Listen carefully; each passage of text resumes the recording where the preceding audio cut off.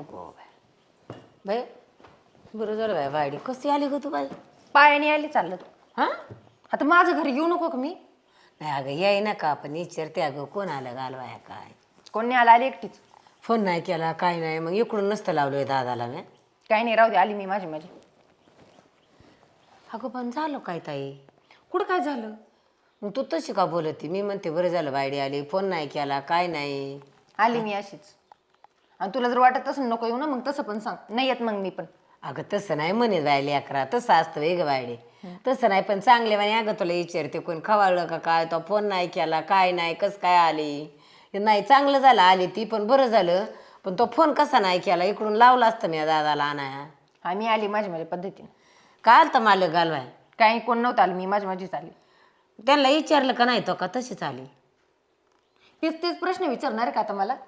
बरं नाही बाया जाऊ दे हे काहीतरी टेन्शनमध्येच आलेली आहे तसं मला कळतंय पण जाऊ दे बरं झालं आले ते. कस काय आली अचानक तू? अशीच आली.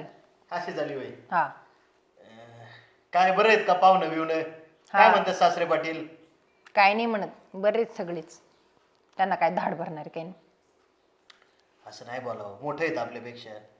हा बरं आई पोरगी लय दिवसांनी आली मस्तपैकी स्वयंपाक करते यासाठी. हा बरं तिला आताच मी म्हणलं बायडे कशी आली काय झाले तर मला मग ते तीच राव विचारते माझं घर नाही का मी आले मग चांगलं झालं आले उलट मी म्हणलं पण कोण आलं घालवाय आता फोन नाही केला नाही तर दादाला नसतं का लावलं आणाय मी.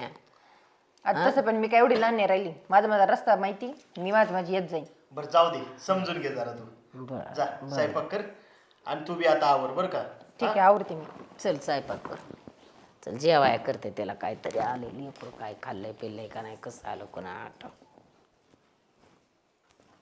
का म्हणून सारखा फोन करताय तुम्ही? नाही हा ठरलंय माझं आता मला न्यायचं तिकडं. तुम्ही तुमचे आई वडील तुम्हीच राहतील आता बस झालं. आणि हे बघा आता याच्यानंतर मला सारखं फोन न करू.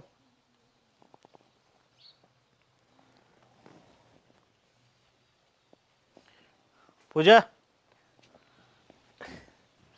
हातात अगं काय जेवण झालं का तुझं? नाही काही नाही करते आई खाली जेवण. जाऊ का मदतीला मी? नाही थांब मला थोडं बोलायचं होतं तुझ्याशीच. कोणाचा फोन होता? होता यांचा फोन. आणि एवढं रागाने का बोलत होती तू? भांडण झालं का तुमचं? अहो ते कशाही वरून पार भांडत राहता माझ्यासोबत. मला सांगा हे बघा आता शेतातलं काम करते मी नाही म्हणत नाही मी सगळी कामं करते पण अहो 2 बाया लावून एवढं काम कसं काय करायचं आणि 2 दिवसात करायचं म्हणतात. म्हणजे शेतातलं काम करा घरी येऊन पण करा असं म्हणत नाही का मला जमत नाही मी करते. पण मग घरात अहो साधं मी तेल जरी थोडं जास्त जर टाकलं तरी पण म्हणतात तू काय स्वयंपाकात एवढं तेल टाकते एवढं खर्च करते एवढं. आता मला सांगा एवढं सगळं जे करते मी आपल्यासाठी करते ना म्हणजे आमच्यासाठी करते ना त्यात काही वाईट आहे का? मला समजून घेते नाही काहीच नाही. दिलं बाबा तुम्ही लग्न लावून माझं मला कळत नाही काय बघून तुम्ही लग्न लावून दिलंय माझं तिथं. आणि मग त्याला तू वैतागून इकडे निघून आली होय. अहो करणार तरी काय मी? अगं थोडं समजून घ्यायचं. करणार तरी काय म्हणजे आता शेवटी किती झालं तरी घरातली करती सवरती आहे तू. तो त्यांचा एकुलता एक मुलगा आहे जावई बापू. तू त्याची मंडळी म्हणल्यावर तुझ्यावर घराची जबाबदारी आहे. ती जबाबदारी टाकून असं निघून येतात का? अहो गण जबाबदारी मला माझं कळतंय पण त्यांनी पण समजलं पाहिजे ना का अचानक एवढं सगळ्या जबाबदाऱ्या टाकायच्या का अंगावर? एक सांगू का तुला? सासूबाई बोलल्या सासरा बोलला त्याचा राग नसतो मानायचा का एवढा?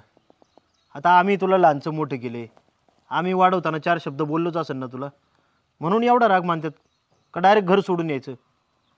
सासूबाई रानात कमी बाया कामाला लावू म्हणतात किंवा तू कामाला जा ह्यात वाईट काय ग? तुला एक कळत नाही का त्या एवढी सगळी धडपड करते ते संसारात बाजारात खाण्यापिण्यात बचत करते ते किंवा रानात कमी मजूर लावते ते. अहो हे तुमच्याच संसारासाठी करते ते त्या आणि तुम्ही त्याच्यावरून चिडताय त्यांच्याशी. तुला बोलता बोलता बोलून गेली पण एक गोष्ट लक्षात आली का? तुला रानातली माहितीसुद्धा नव्हती. आज शेतात तू 4 मजूर घेऊन कामं करून घेते म्हणजे त्यांनी रागाने बोलून का व्हायना तुला तयारच केले ना. अगं तुझ्यावर घराची शेताची सगळी प्रॉपर्टी सांभाळायची जबाबदारी आहे म्हणून तुला त्या तयार करते ती आणि तू त्याचा राग मानून बसली वय. आणि जावई बापू पण काय बोलत नाही याचा अर्थ असा नाही की त्यांचं तुझ्यावर प्रेम नाही आहे. अगं उलट तुला कौतुक वाटलं पाहिजे त्यांचं. आईचा आज्ञाधारक मुलगा आहे तू आणि तुझे सासू सासरे जे करते ते ना हे सगळं तुमच्या संसारासाठी करते ते उधळपट्टी करायचं ठरवलं, आईश आरामात जगायचं ठरवलं, तर त्यांचं कितीक राहिलंय? पुढं तुमचंच अवघड होऊन जाईल. खरे होई तात्या, म्हणजे आज जे आम्ही जास्त विचार केला तर मग पुढचं आमचं भविष्य चांगलं होईल. हां, आणि हे सगळं करतात आहे ना तुमच्यासाठी करतात ते. तेव्हा त्यांच्यावर तू भांडून असं निघून येऊ नको. आत्ता जेवण कर आणि मी सोडवायला येतो तुला. काय? बरं, खरं तर बरं झालं तुम्ही माझे डोळे उघडून दिले. हां, आणि आहे ना परत यायचं असेल तर ते घरच्यांना विचारून यायचं, असं रागाने भांडून निघून नाही यायचं. ठीक आहे. बरं चला, जेवण करून घ्या आता आणि निघायची तयारी करा माघारी. काय? बरं ठीक आहे, चला तुम्ही पण जेवण करायला. चला.